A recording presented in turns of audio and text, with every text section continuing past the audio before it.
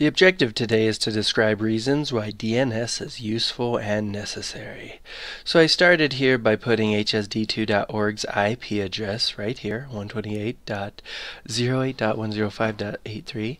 At its core, the DNS is simply a hierarchical system of computers and databases that maps IP addresses to domain names.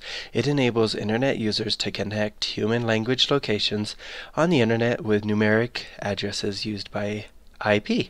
Think right here, what does DNS do for the average person?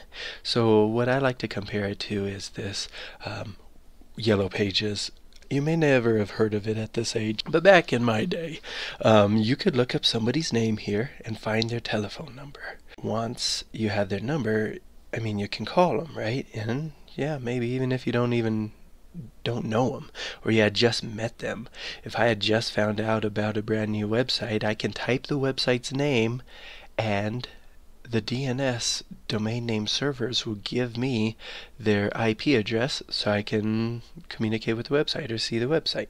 I want to say that DNS is just like a phone book, but for computer. Anytime you're curious, you could just Google the word IP and Google will show you the IP address you're on at that moment.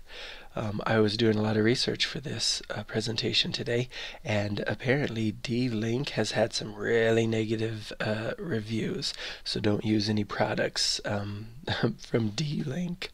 Just keep in mind that an IP address doesn't travel with you. If you took your laptop to a coffee shop and used their wireless network, it could be a D-Link network there, that IP address would be different. You may have heard of dynamic IP addresses. The DYNA just means power. So dynamic IP addresses aren't any more powerful, but they do have the power to change or be changed. Most IP addresses assigned today by the internet service providers to customers have dynamic IP addresses. It's more cost effective for the ISP to do this, but you can pay to have a static IP address if you want. You can learn more about DNS by going to enterprisenetworkingplanet.com. That's an interesting website.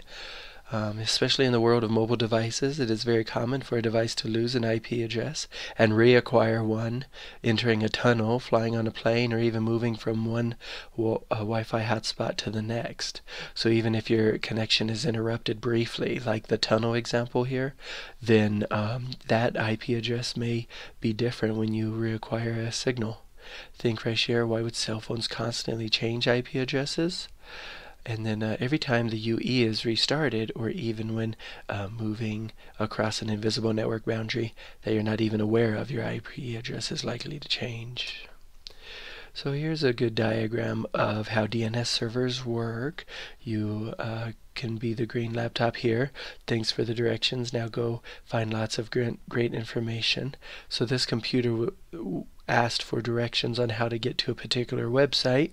It first asked this DNS server. This DNS server did not know where to go for that particular IP address, so it shot over here and then got the information, sent it here, sent it back, and now the computer can go to the correct server to get the information it was looking for. So in summary, DNS is an abbreviation for Domain Name System. Again, just think of that Yellow Pages example. The Internet system for converting alphabetic names into numeric IP addresses.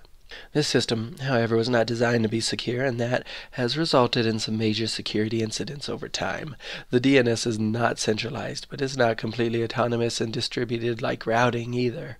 There is a hierarchical system of servers to maintain an authoritative table that, like a phone book, others can consult when they need to find an address.